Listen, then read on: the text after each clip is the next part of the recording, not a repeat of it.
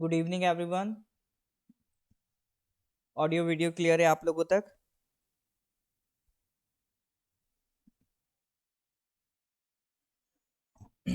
Happy new year everyone.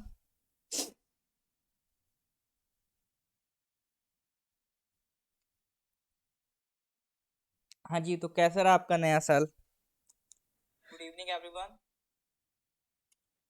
उम्मीद है सब बढ़िया से रहा होगा।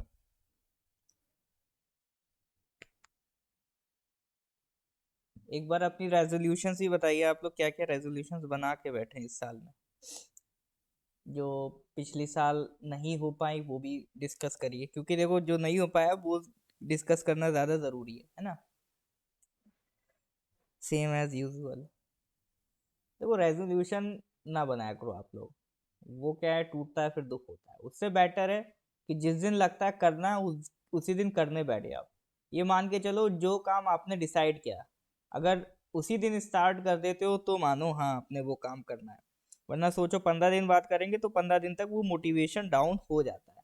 तो अगर सोच ले कि पढ़ना स्टार्ट कर देना है तो जनवरी 1 का इंतजार नहीं करना है, बस स्टार्ट कर देना है। ठीक है। बाकी देख लो एक बार स्क्रीन अच्छे से। कुछ धुंधला धुंधला याद आ रहा होगा आप लोगों को। करंट अफेयर्स चलता था ऐसा कुछ। इको आ रहा है? ठीक है। बाकी लोगों को भी किसी को इको का प्रॉब्लम लग रहा है क्या? वो शुरू शुरू में मार्शल हो सकता है आपको थोड़ा लगाओ। अभी इको का दिक्कत नहीं है। ठीक।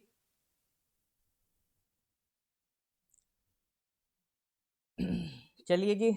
नया साल में नए क्वेश्चंस डिस्कस करेंगे। नवंबर का अभी पेंडिंग था। नवंबर के बाद दिसंबर भी कंप्लीट हो गया, फिर हमें दिसंबर पे भी कूदना है। ठीक है, तो ये करंट अफेयर्स की कहानी तो सर चलती रहेगी। तो फिर स्टार्ट करते हैं सर। पिछले पहले कुछ क्वेश्चंस रिवाइज कर लेते हैं जो हमने पिछले क्लासेस में डिस्कस किए थे। हाँ, थोड़ा थोड़ा धुंधला याद आ रहा है, देखें क्वेश्चन याद है कि नहीं है। नया साल नया तुक्का, बिल्कुल सही। क्वेश्चन नंबर 13 ये डिस्कस करा हुआ क्वेश्चन है। Recently, the third National Tribal Dance Festival 2022 was organized in which of the following cities? Third national tribal festival के बारे में ये पूछ रहा है। ऑर्गेनाइज हुआ था तो किस शहर में ऑर्गेनाइज हुआ था? हाँ जी सर। वैसे तो तुक्का लगाने की जरूरत नहीं पड़नी चाहिए, ये हम डिस्कस कर चुके हैं। Correct answer is Raipur. ठीक है सर, करेक्ट आंसर क्या आपका? रायपुर। इसी तरह से इसका आंसर दीजिए। Recently PM Narendra Modi launched the complaint management system portal. क्या नाम है? Complaint management system portal of the following organisations on the occasion of vigilance awareness week. Question number 22 इसका आंसर क्या होगा? हाँ जी। झटपट फटाफट आंसर आने चाहिए सर। बिल्कुल correct answer is central vigilance commission. ठीक है, इसका आंसर क्या था? Central vigilance commission. इसका आंसर बताइए। Recently the foundation stone of the world's first Vedic clock. Vedic clock के बारे में हमने डिस्कस किया था। The foundation stone of the world's first Vedic clock was laid in which of the following cities? Varanasi, Haridwar, Ujjain या फिर Jaipur? Question number 31 correct answer क्या होगा? ये गोला हटा दूं नहीं तो लोग। चलो करेक्ट आंसर इज उज्जैन। ठीक है सर। तो ऐसे करते करते आई थिंक हम लोगों ने क्वेश्चन नंबर 37 तक तो डिस्कस कर लिया था। ये लास्ट क्वेश्चन डिस्कस करके आए थे हम।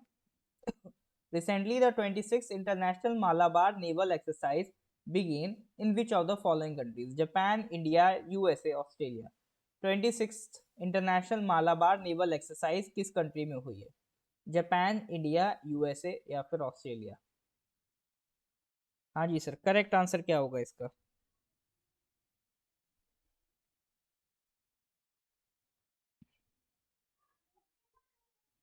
हाँ जी जल्दी बताइए करेक्ट आंसर क्या है इसका?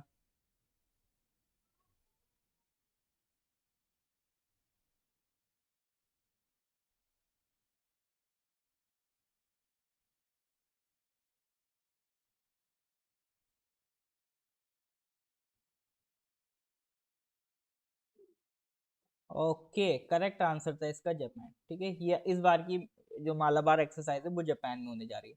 मालाबार में मैंने बताया था कितने कंट्रीज हैं, 4 कंट्रीज हैं। यूएसए है, ये ध्यान रखना, मालाबार इंपॉर्टेंट एक्सरसाइज है। इंडिया है, और आपका जापान है, और ऑस्ट्रेलिया है। ये जानकारी ज़्यादा इंपॉर्टेंट है, ध्यान रखिएगा। ये चारों मेंबर्स हैं मालाबार एक्सरसाइज में। ठीक है, ऑल राइट। तो स्टार्ट करते हैं सर आज का क्वेश्चन। तो नए साल का नया क्वेश्चन ये रहा आपकी स्क्रीन पे। Question number 38।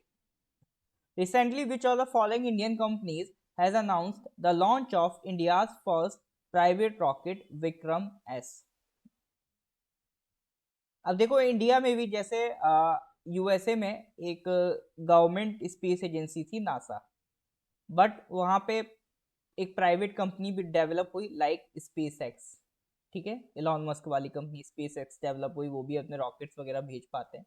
तो इसी तरह से इंडिया में भी गवर्नमेंट एजेंसी तो अपनी इसरो है ही, इसी के एवज अभी कई प्राइवेट कंपनीज भी पिक्चर में आ रही हैं जो स्पेस सेक्टर में कूद रही हैं। ठीक है, स्पेस सेक्टर को भी इंडियन गवर्नमेंट ने ओपन कर रखा है, तो प्राइवेट कंपनीज भी अपने रॉकेट्स वगैरह लॉन्च कर सकती हैं। तो इसीलिए एक कंपनी है, उसने अपना पहला प्राइवेट रॉकेट के लॉन्च की अनाउंसमेंट करी है। उस रॉकेट का नाम है विक्रम एस। विक्रम एस बिल्कुल, मतलब आप कह सकते हो विक्रम साराभाई के नाम पर है, जिनको father of Indian space programme कहा जाता है। ठीक है, इसरो बनाने के लिए बड़ा रोल विक्रम साराभाई का था। तो इसमें सवाल यह है कि जो विक्रम एस बनाने वाली कंपनी है, जो प्राइवेट कंपनी है, उस कंपनी का नाम क्या है? हाँ जी सर, लगाइए तुक्का। गरुड़ा पे लगाएंगे? ये क्या बस दो ही लोगों को आंसर बताना है, बाकी लोग क्या कर रहे हैं?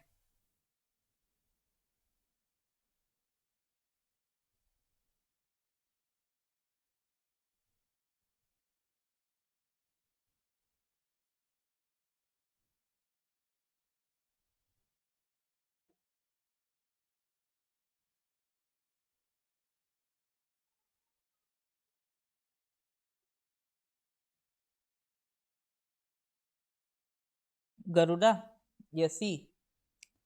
तो ये नाम ध्यान रखना, ठीक है। कोई जो बड़ी एजेंसी डेवलप हो रही है स्पेस एक्स टाइप की इंडिया में, वो कौन सी? Sky root aerospace. ठीक है, हर जगह गरुड़ा नाम मैं चोरा तो नहीं लगा देंगे। ठीक है, correct answer is Skyroot Aerospace. अब देखो, स्काई रूट एरोस्पेस की बात कर रहे हैं, तो इसी बेसिस पे एक भारत सरकार का एक इंपॉर्टेंट मिशन है, उसका नाम सुन लो, प्रारंभ मिशन। किसी भी एग्जाम में आ सकता है प्रारंभ मिशन किससे रिलेटेड है।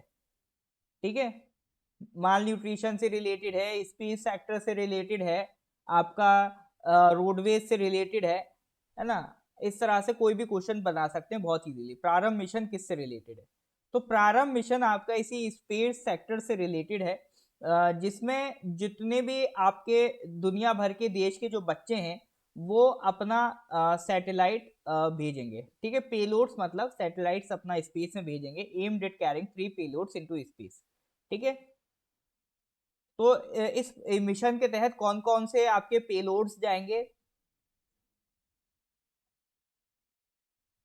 एक तो आपका जो बच्चे डेवलप कर रहे हैं डिफरेंट डिफरेंट कंट्रीज के, वो पेलोड जाएंगे, और भी दो डिफरेंट तरीके के पेलोड्स यहाँ से जाने वाले हैं।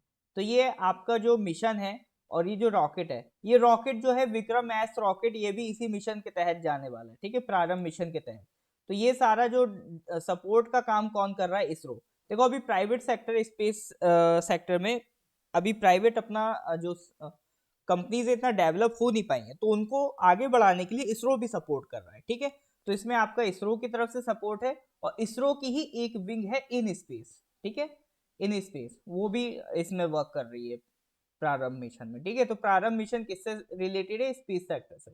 कुछ भी भूल जाओ, बस इतना ध्यान रख लेना कि प्रारंभ मिशन आपका किससे रिलेटेड है सर? स्पेस सेक्टर से रिलेटेड है। चलो नेक्स्ट क्वेश्चन पे आ जाओ, question number 39। Recently, the President of India, Srimati Draupadi Murmu, presented the National Florence Nightingale Award. Award का नाम क्या है? National Florence Nightingale Award for the year 2021. It is given to which of the following professional persons? तो किस profession के लोगों को ये अवार्ड दिया जाता है? Florence Nightingale award. Journalist, nurses, lawyers, chartered accountants.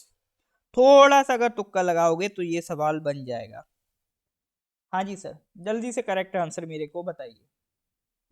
National Florence Nightingale award किस प्रोफेशन के लोगों को दिया जाता है ये,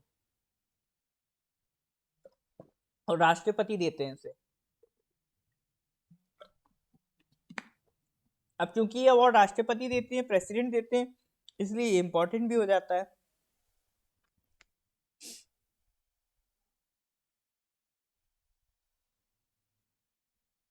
बी सी, बाकी लोग क्या कर रहे हैं। हाँ जी सर। चलो, नर्सिस पे आ रहे हैं लोग। तो जर्नलिस्ट, नर्सिस, नाइटिंगेल से मतलब सर वो मधुर गाती है, तो मधुर गाती है तो जर्नलिस्ट भी मधुर बोलते हैं, मीठे मीठे बोल बोलते हैं हमारे जर्नलिस्ट, तो हो सकते हैं जर्नलिस्ट के लिए अवार्ड हो। नाइटिंगेल से सर यहाँ पे रिलेशन है नर्सिस का, ठीक है। तो ये अवार्ड किन को ट्रिब्यूट देता है, फॉर द नर्सिस। देखो नर्सिस, नर्सिंग एक ऐसा सेक्टर है जो उतना रेस्पेक्ट नहीं पाता है, लेकिन इम्पॉर्टेंट बहुत है। कोविड के टाइम पे अगर डॉक्टर्स भी इतना दूर से पेशेंट को देख रहे हैं, लेकिन सबसे ज्यादा जो डायरेक्ट कांटेक्ट अगर पेशेंट से किसी का हो रहा है तो वो नर्सिस का हो रहा है, ठीक है। तो नर्सिस हैं, ये आपका वार्ड बॉय हैं, इनको रेस्पेक्ट की बहुत ज़रूरत होती है, क्योंकि इनका काम बहुत ही, कह सकते हो आप लोग, एक इसेंशियल वर्क है जो हर कोई नहीं करना चाहता है और हर कोई कर भी नहीं पाता है। एक नर्स से कभी आप पूछना उनकी ड्यूटी कितनी हैवी चलती है, क्योंकि इंडिया में इतना अच्छा भी सिस्टम नहीं बना है कि एक पे आवर उनको अच्छा मिले, ठीक है। तो ये क्वेश्चन समझ में आ रहा है कि नहीं आ रहा है, क्लियर है तो please give me thumbs up, ठीक है। चलो जी, तो ये बात हो गई है नर्सिस के बारे में। तो नाइटिंगेल अवार्ड किसको दिया जा रहा है, नर्सिस को दिया जा रहा है, ठीक है। कौन सी नर्सिस हैं, जैसे शशिकला पांडे को दिया जा रहा है, posted at B D Pande hospital in Nainital for her dedication to patients and selfless service, ठीक है। और उसके अलावा गंगा जोशी को दिया जा रहा है, जो ANM in the sub district hospital of Khatima, वहाँ पर ये पोस्टेड हैं, गंगा जोशी को अवार्ड दिया जा रहा है, ठीक है। उनको क्यों अवार्ड दिया जा रहा है, for her awareness programme, special contribution to COVID training of ASHA workers, ठीक है। इसको ध्यान रखिएगा। चलिए सर, इसके बाद आगे बढ़ते हैं नेक्स्ट क्वेश्चन पे, question number 40। Recently, the United Nations General Assembly has adopted a resolution to designate which of the following days as a World Day for the prevention and healing from child sexual exploitation, abuse and violence। जो यूएनजी है, United nation general assembly ने resolution adopt करा है, तो वो किस दिन को सेलिब्रेट मतलब डेजिग्नेट करेंगे as a world day for prevention and healing from child sexual exploitation, abuse and violence. Just factual सवाल है, ठीक है, जस्ट एक फैक्चुअल सवाल है, तो बस इसमें डेट याद होनी चाहिए, दैट्स ऑल। बताइए, लगाइए सर तुक्का, क्या तुक्का लगाएंगे।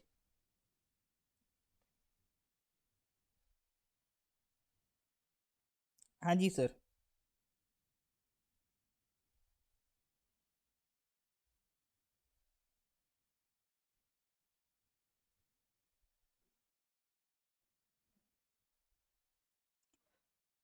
24 अक्टूबर की नवंबर, भैया ये दिन है ना 24 अक्टूबर ना 24 नवंबर, करेक्ट आंसर इज 18 नवंबर, ठीक है। तो ये जो child sexual exploitation, abuse and violence के लिए जो दिन डेडिकेट किया जा रहा है, ठीक है, उसकी प्रिवेंशन के लिए जो दिन डेडिकेट किया जा रहा है, दैट इज योर 18 नवंबर, ठीक है। ध्यान रखना, डेट याद रखना सर, 18 नवंबर, ओके। चलो नेक्स्ट क्वेश्चन पे आ जाओ, question number 41। Recently, which of the following organizations has released the Executive Action Plan of Early Warnings for All at the 27th Conference of Parties, यानी COP 27 to the UNFCCC। वैसे UNFCCC हो गया, COP 27, COP 1 conference of parties हो गया, इनसे related मैं कई बार discussion कर चुका हूँ, ठीक है। तो अभी यहाँ पर executive action plan of early warnings for all release किया गया है। ये मेरे ख्याल से ये हम डिस्कस कर चुके हैं, COP27 में क्या क्या डिस्कशंस हुए हैं, क्या क्या बोला गया है। अच्छा, डी ऑप्शन नहीं दिख पा रहा, एक मिनट रुकिए। मैं समझ गया।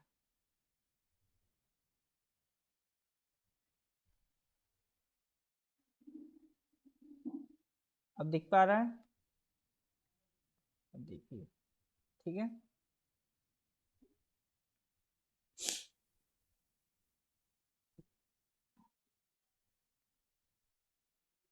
तो ये जो मिशन है आपका executive action plan of early warnings for all, ये किसने रिलीज किया COP27 में? ये रिलीज किया सर आपका वर्ल्ड मेट्रोलॉजिकल ऑर्गेनाइजेशन ने, ठीक है। ये किसने रिलीज किया सर? आपका world meteorological organisation.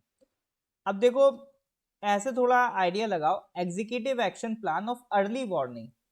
Early warning किससे रिलेटेड हो सकती है? किसी क्लाइमेट चेंज से रिलेटेड हो सकती है। और क्लाइमेट चेंज को कौन स्टडी करता है? मेट्रोलॉजिकल डिपार्टमेंट स्टडी करता है। वेदर को कौन देखता है? मेट्रोलॉजिकल डिपार्टमेंट देखता है। कोई भी वेदर में चेंज होता है उसकी अर्ली वार्निंग कौन देता है? मेट्रोलॉजिकल डिपार्टमेंट देता है। तो वहां से थोड़ा आप आइडिया ले सकते हो कि जो अर्ली वार्निंग के लिए एग्जीक्यूटिव एक्शन प्लान है वो किसने बनाया होगा? वो बनाया आपका वर्ल्ड मेट्रोलॉजिकल ऑर्गेनाइजेशन ने, ठीक है। बाकी इसके बारे में डिटेल्स आप पढ़ लेना, इसके बारे में। ये आपको इसकी पीपीटी पीडीएफ में मिल जाएगा, ठीक है। लेकिन ये ध्यान रखना है कि एग्जीक्यूटिव एक्शन प्लान किसने बनाया? वर्ल्ड मेट्रोलॉजिकल ऑर्गेनाइजेशन ने। कॉन्फ्रेंस ऑफ पार्टीज के बारे में हम लोग कई बार बात कर चुके हैं कि ये कॉन्फ्रेंस ऑफ पार्टीज कौन अरेंज करता है? यूएनएफ ट्रिपल सी अरेंज करता है। यूएनएफ ट्रिपल सी कब बना था? तो 1992 में रियो अर्थ समिट हुई थी। उसके बाद एक बॉडी बनती है यूएनएफ ट्रिपल सी। तो वो उसका काम क्या है? क्लाइमेट चेंज से रिलेटेड हर साल एक मीटिंग बुलाते हैं। उस मीटिंग को क्या कहते हैं? कॉन्फ्रेंस ऑफ पार्टीज कहते हैं। पहली मीटिंग हुई उसे COP1 का नाम दिया, दूसरी मीटिंग को COP2 का नाम दिया। इसी तरह से ईयर बाय ईयर ये मीटिंग्स चलती गई। तो अभी रिसेंटली पिछली साल 2022 में जो मीटिंग हुई वो थी COP27, जो कहाँ पर ऑर्गेनाइज हुई थी? जो ऑर्गेनाइज हुई थी आपका इजिप्ट में, ठीक है। किसने होस्ट की थी वो मीटिंग? वो मीटिंग होस्ट की थी आपका इजिप्ट ने। पहली मीटिंग आपका बर्लिन में हुई थी 1995 में, ठीक है। ये कुछ डिटेल्स है, ध्यान रखना, कॉन्फ्रेंस ऑफ पार्टीज से रिलेटेड। इसमें जो सबसे फेमस मीटिंग है वो COP21 है, जो पेरिस में हुई थी। वहां पर पेरिस क्लाइमेट एग्रीमेंट भी हुआ था। तो COP21 उससे रिलेटेड है, ठीक है। वो मीटिंग कहाँ पर हुई थी? आपका पेरिस में हुई थी। तो COP21 पेरिस क्लाइमेट एग्रीमेंट, ये न्यूज में आता रहता है, इसको ध्यान रखिएगा। तब कंफ्यूज तो नहीं होंगे, कॉप क्या है, कॉन्फ्रेंस ऑफ पार्टीज क्या है? कुछ कुछ बेसिक आइडिया लग रहा है। बाकी जब आप लोग देखो इन्वायरमेंट में पढ़ोगे इस चीज को, तो एक एक जो हमारा पीसीएस का कोर्स है उसमें हम इन्वायरमेंट में ये एक एक चीज डिटेल में पढ़ाई जाती है आपको वहां पर, ठीक है। कॉन्फ्रेंस ऑफ पार्टी से रिलेटेड कि कहाँ पर क्या चल रहा है। इज दैट क्लियर और नॉट? हाँ जी सर, क्लियर है कि नहीं है?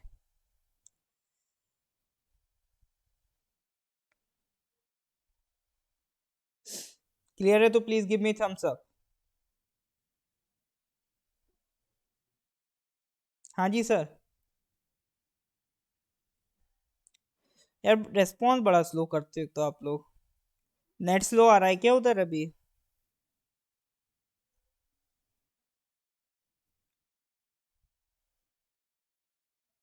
ओके,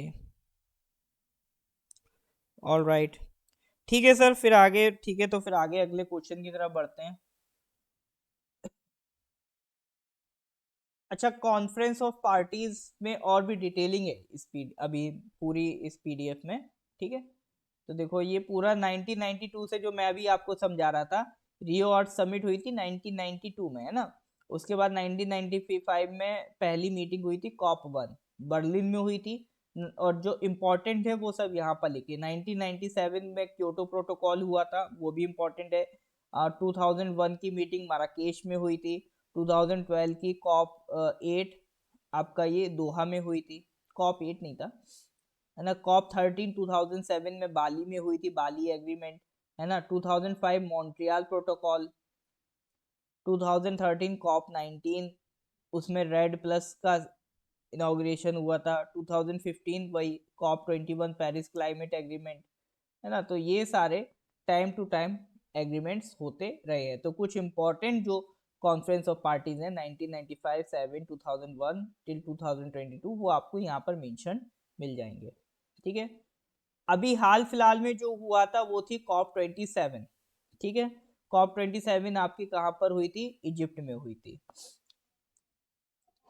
और इस कॉन्फ्रेंस ऑफ पार्टी की खास बात क्या थी? ये भी खास बात थी कि देखो मराकेश के बाद, ठीक है, जो कॉप 22 हुआ था मराकेश में 2016 में, उसके बाद दूसरी बार ऐसा हो रहा है कि कॉन्फ्रेंस ऑफ पार्टी किसी डेवलपिंग कंट्री में हो रही है।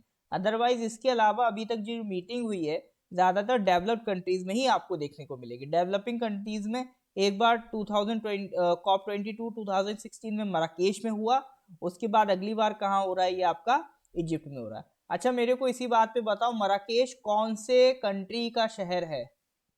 ये CSH है, ठीक है। मराकेश मेरे को बताओ कौन से कंट्री का शहर है, ठीक है। जल्दी से कमेंट करके बताओ। उसके बाद इस बार का एजेंडा क्या था? हर साल के कुछ एजेंडाज होते हैं, कुछ इनिशिएटिव लिए जाते हैं हर मीटिंग में। तो इस बार का एजेंडा ये था कि मिटिगेशन करेंगे। जो टेम्परेचर राइज है 1.5 या 2 डिग्री तक जो पहुंचने की बातें की जाती हैं, IPCC ने कहा है कि टेम्परेचर 1.5 या 2 डिग्री तक पहुंच जाएगा कुछ सालों में। तो उसको रिड्यूस करना, टेम्परेचर को वहां तक नहीं पहुंचने देना। जो पेरिस क्लाइमेट एग्रीमेंट में कहा गया था कि टेम्परेचर को 1.5 डिग्री पे रोकेंगे, वो अचीव करना है। तो ये पहला एजेंडा था। दूसरा एजेंडा ये था कि भैया जब कॉप 26 हुई थी ग्लासगो में, ठीक है, तो उसमें एक ग्लासगो शर्म अल शेख वर्क प्रोग्राम इस्टेब्लिश किया गया था, ठीक है। उसको सेटअप करना है। फाइनेंस के लिए क्या कहा गया है कि जो डेवलप कंट्रीज थी उन्हें $100 बिलियन जो दिया जाना था वो दिया जाएगा, ठीक है। वो 2023 तक एक्सपेक्टेड है वो पैसा मिलेगा। और लॉस एंड डैमेज वाला ये इंपॉर्टेंट पार्ट है, ठीक है। इसमें ये कहा गया है कि भैया देखो ऐसा है कि क्लाइमेट चेंज आप रोको, ठीक है, लेकिन रोकते रोकते कुछ डैमेज हो चुका है। डेवलपिंग कंट्रीज को इसकी वजह से ऑलरेडी काफी डैमेज हो चुका है। डैमेज कैसे हुआ? कि क्लाइमेट चेंज हुआ, उससे बिन वक्त की बारिश आ गई, या फिर आपके साइक्लोन आ गए। उस साइक्लोन से जो लॉसेस हुए वो तो अब आप नहीं छुपा सकते ना, वो तो सर हो गए। आगे साइक्लोन तो रोक सकते हो, लेकिन उसकी वजह से अभी जो आपके डैमेज हो गए उसको कैसे रोकोगे? वो तो सर हो गया ना। बिल्कुल हो गया।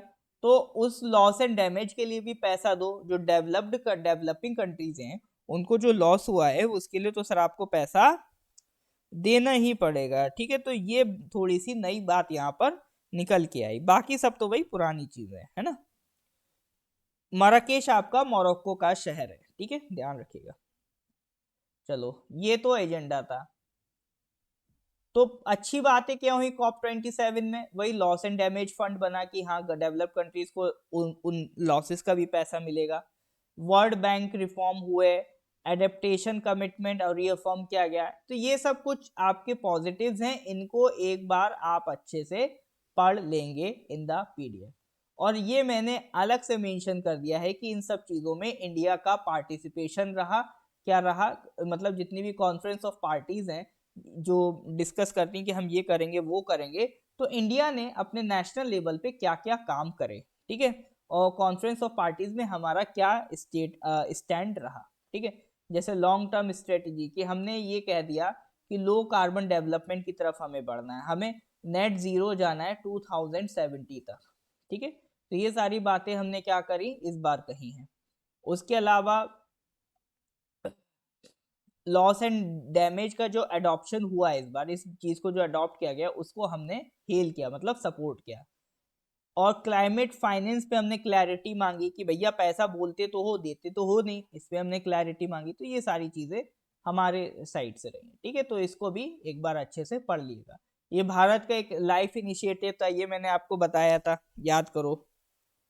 लाइफ इनिशिएटिव के बारे में हमने डिस्कस किया था कि एक सस्टेनेबल तरीके से लाइफ को जीना है, तो ये एक बार रीड आउट कर लेना, दैट्स इट, ठीक है। बाकी जो इम्पोर्टेंट बात है वो मैं हाईलाइट करके आपको बता ही देता हूँ, लेकिन एक बार रीड करना भी जरूरी है। इज दैट क्लियर और नॉट? सो तो नहीं गए? हाँ जी सर, कोई है सो गया हो? अगर जग रहे हो तो क्वेश्चन नंबर 42 का आंसर दीजिए।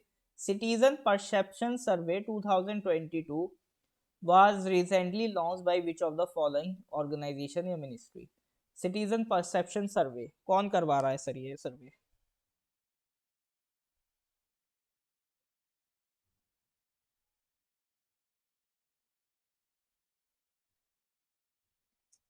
Citizen perception survey was recently launched by which of the following organizations? RBI, NITI Aayog, ministry of housing and urban affairs या finance ministry?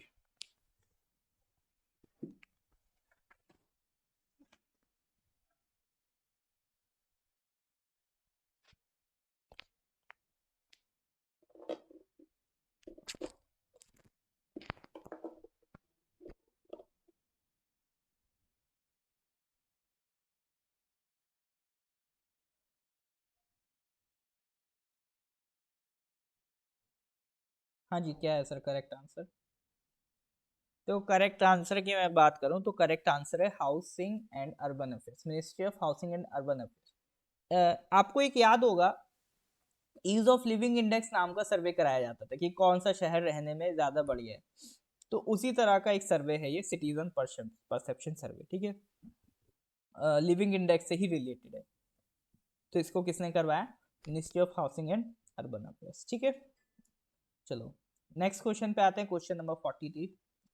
Employees Pension Amendment Scheme 2014 was seen in news. What was the threshold limit with respect to monthly salary for joining the pension fund, which has been recently removed by the Supreme Court of India? ठीक है। Employees pension scheme 2014 में इसमें कुछ amendment करे गए थे, ठीक है। तो एक लिमिट थी कि पेंशन फंड ज्वाइन करने के लिए अगर आपकी जो सैलरी है इस लिमिट तक की है तो ही आप पेंशन ये स्कीम ज्वाइन कर सकते हैं। तो वो जो लिमिट थी वो सुप्रीम कोर्ट ने हटा दी है। तो क्वेश्चन ये है कि जो लिमिट थी वो कितनी थी? समझ पा रहे हैं? क्वेश्चन समझ में आ रहा है? क्वेश्चन समझ रहे? कि जो पहले थ्रेशोल्ड लिमिट थी पेंशन फंड की स्कीम ज्वाइन करने की, वो लिमिट कितनी थी पहले, कि इससे ज्यादा होगा तो आप ज्वाइन नहीं कर सकते, और वो सुप्रीम कोर्ट ने हटा दी लिमिट।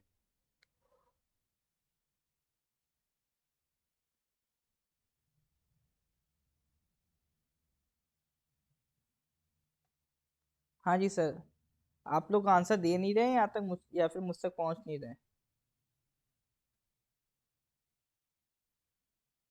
सी बी सी के, ना भैया सी है ना बी है, ठीक है। 12,000 की लिमिट, सॉरी हाँ करेक्ट आंसर इज 15,000, ठीक है। वो लिमिट कितनी थी? 15,000 की थी, मेरे दिमाग में 10 चल रहा था। करेक्ट आंसर इज 15,000, ठीक है।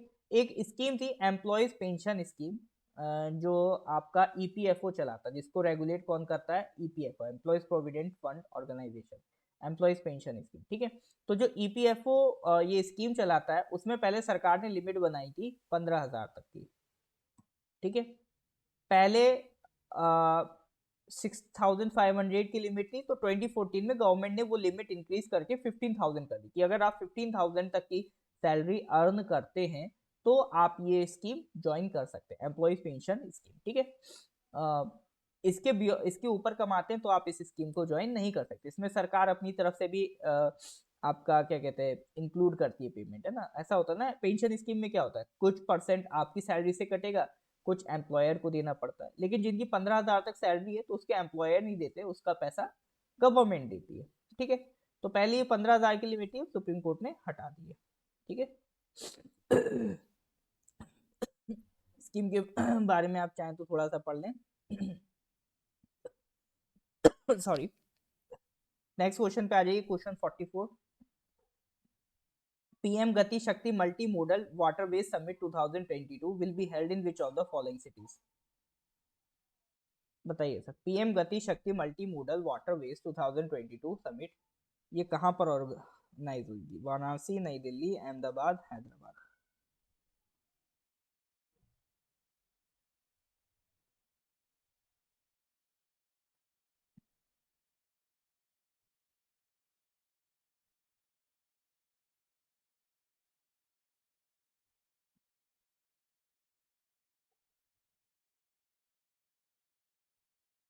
ओके, बिल्कुल करेक्ट आंसर इज वाराणसी। ठीक है, तो वो गति शक्ति मल्टी मोडल वाटरवेज समिट, इसका में देखो पीएम गति शक्ति जो अभी बजट में अनाउंस हुआ था, जो लास्ट ईयर बजट हुआ था, अभी फरवरी में तो फिर नया बजट आएगा, तो लास्ट ईयर जो फरवरी में बजट अनाउंस हुआ था उसमें भारत सरकार ने पीएम गति शक्ति प्लान के बारे में बताया था। इसके तहत वो पूरी कंट्री में इंफ्रास्ट्रक्चर डेवलप करेंगे। इंफ्रास्ट्रक्चर में क्या होगा, आपकी रोड्स डेवलप होंगी, ठीक है, रेलवे लाइन बिछेंगी, है ना, आपका शिपिंग के लिए वाटरवेज डेवलप किए जाएंगे, जैसे नेशनल वाटरवेज क्रिएट हो रहे हैं। तो ये पूरा काम किसके तहत होगा? पीएम गति शक्ति के तहत होगा। और इसी को हम लोग मल्टी मोडल कहते हैं। मल्टी मोडल मतलब एक पूरा लॉजिस्टिक का पूरा कनेक्शन, कि इस जगह से यहाँ तक रोड से आना है, फिर यहाँ से रेल पकड़नी, फिर यहाँ से वाटरवे कनेक्ट करना है। तो एक पूरा मल्टी मोडल मतलब आपने different different modes of transport use करके एक पूरा चेन बना दिया कि यहाँ से यहाँ तक पहुंचने के लिए ये पूरा रूट है, जिसमें आप रोड भी यूज करोगे, रेल भी यूज करोगे और वाटर भी यूज करोगे। तो इसको कहते हैं मल्टी मोडल ट्रांसपोर्ट सिस्टम। ठीक है, तो इसी की एक समिट थी, तो अभी कहाँ होने जा रही है? वाराणसी में होने जा रही है। ठीक है, question number 45, recently which of the following organization has announced the creation of infrastructure resilience accelerator fund? बताइए sir, which of the following organizations has announced the creation of infrastructure resilience accelerator fund? International energy agency, world bank, CDRI या international solar alliance? हाँ जी sir, correct answer क्या है बताइए।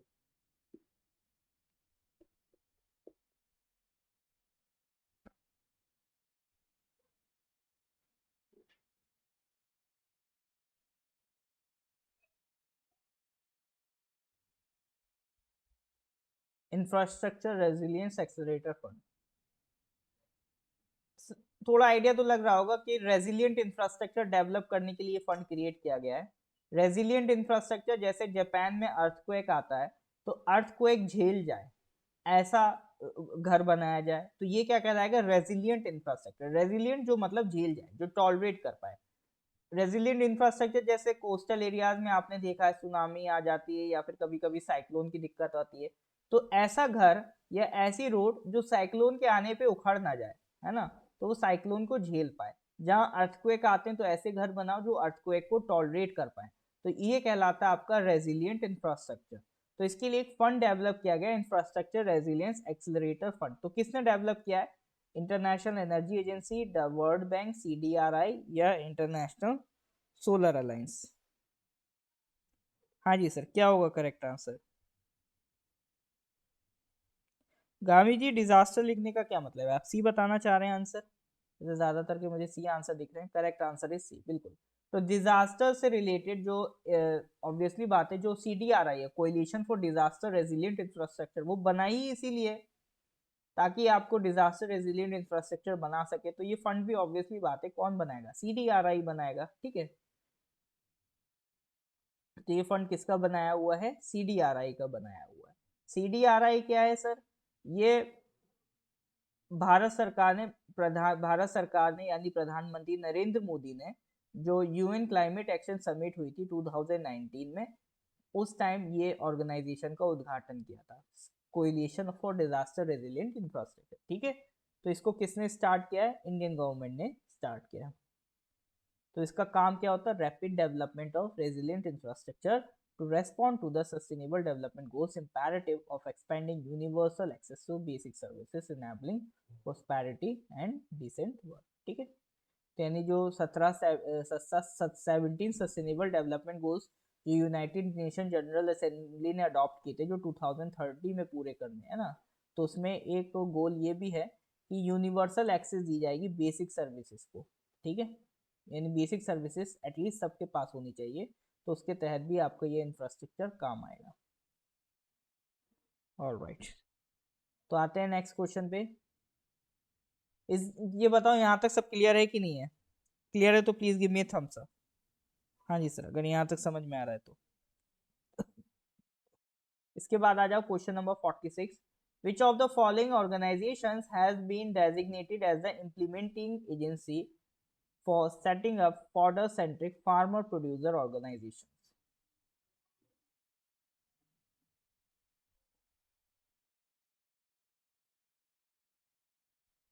Which of the following organizations has been designated as the implementing agency for setting up fodder centric farmer producer organizations? ये farmer producers organisation क्या होती है, इसके बारे में भी हम बात करेंगे, एफपीओस के बारे में, ठीक है। तो अभी हमें ये देखना है कि ये फार्मर प्रोड्यूसर ऑर्गेनाइजेशन जो है इनको इम्प्लीमेंट करने वाली एजेंसीज कौन सी है।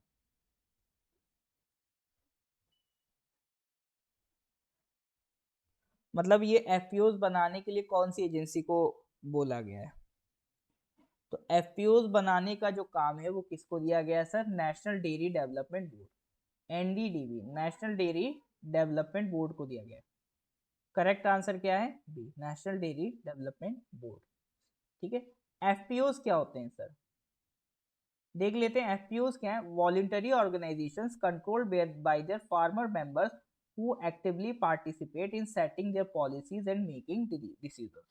देखो जैसे आपका जैसे ट्रेड यूनियंस होती हैं, जैसे किसी भी फैक्ट्री में जो वर्कर्स होते हैं, तो वर्कर्स क्या होते हैं, अपनी एक यूनियन क्रिएट कर लेते हैं, वर्कर की अपनी एक यूनियन हो जाती है। इसी तरह से जो फार्मर्स हैं, तो फार्मर की फैमिली मेंबर्स हो गए या फार्मर के जो भाई बंधु हो गए, मतलब जो फार्मिंग सेक्टर के लोग हैं, ये आपस में एक यूनियन बना लेते हैं, ठीक है। उसी यूनियन को हम क्या कहते हैं? Farmer producer organisation. ये वॉलंटरी है, मतलब ऐसा नहीं कि अगर आप फार्मर हो तो इनको ज्वाइन करना ही पड़ेगा, ये आपके ऊपर, ये काइंड ऑफ एक यूनियन है फार्मर्स की। तो अपनी बात कहना या अपने डिसीजंस को इम्प्लीमेंट करवाना, तो ये सारा काम कौन देखता है? फार्मर प्रोड्यूसर ऑर्गेनाइजेशंस देखते हैं, ठीक है। लिखा भी देखो, FPOs in Gujarat, Maharashtra and Madhya Pradesh, Rajasthan and some other states have shown encouraging results and have been able to realize higher returns for their produce, ठीक है। For example, tribal women in the Pali district of Rajasthan formed a producer company and they are getting higher prices for custard apples. अपने खुद की ये छोटी बहुत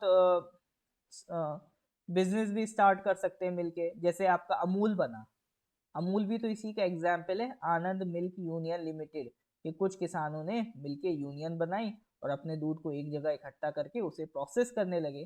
तो इस तरह से भी फार्मर्स अपने यूनियन का यूज कर सकते हैं, ठीक है। तो that is all about the work of FPOs. I hope समझ में आ रहा होगा। हाँ जी सर, बोर तो नहीं हो गए? करंट अफेयर एक्चुअली थोड़ा ऐसा ही होता है, लेकिन ये ऐसी चीज है, एक दो बार इसको अगर पढ़ लोगे ना तो बैठ जाएगा दिमाग में, बहुत ज्यादा परेशान नहीं करता। इसमें क्या होता है, बस मेन मेन पॉइंट्स पकड़ने होते हैं, कि जैसे एफपीओस क्या है, यूनियन है फार्मर्स की, इस तरह से बस एक वर्ड में याद रख लो, फिर कभी दिक्कत नहीं आएगी, फिर ऐसा नहीं लगेगा कि हाँ एफपीओ कोई नई चीज है, ठीक है। चलो जी, फिर अगले सवाल की तरफ आते हैं। अगला क्वेश्चन नंबर 47।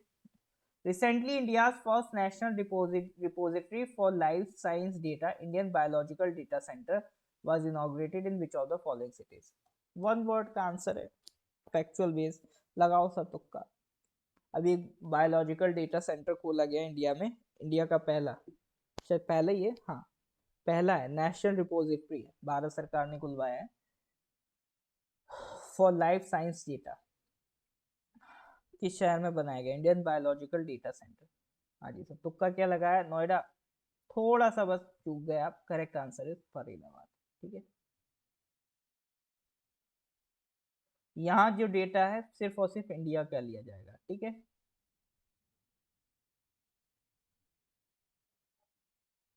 चलिए, तो दैट वाज अबाउट फरीदाबाद, ठीक है।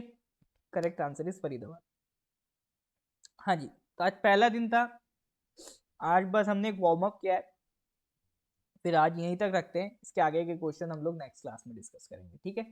उसके साथ में बता दूं, हमने अभी एपीएसएसबी का कोर्स फिर से स्टार्ट कर रहे हैं, तो अभी एमटीएस का एग्ज़ाम है, उसके बाद और भी एग्ज़ाम आने वाले हैं। तो APSSB complete GK plus English plus maths complete course 2 months का कोर्स है, 2 मंथ्स में कंप्लीट हो जाएगा। 6 मंथ्स कोर्स की वैलिडिटी है, 5000 प्राइस है, ठीक है। तो इंटरेस्टेड वन में ज्वाइन है, ठीक है। ज्वाइन करने के लिए आप ये जो नंबर दिख रहा है 807653, इस अच्छा इधर नहीं लिखा हुआ तो ये मैं बता देता हूँ। ज्वाइन करने के लिए जो 8076535685, नीचे स्क्रीन के नीचे भी नंबर चल रहा होगा, यहाँ पर आप लोग कॉल या व्हाट्सएप कर सकते हैं, ठीक है। चलिए सर, फिर मिलते हैं नेक्स्ट क्लास में। Till then good bye, have nice day.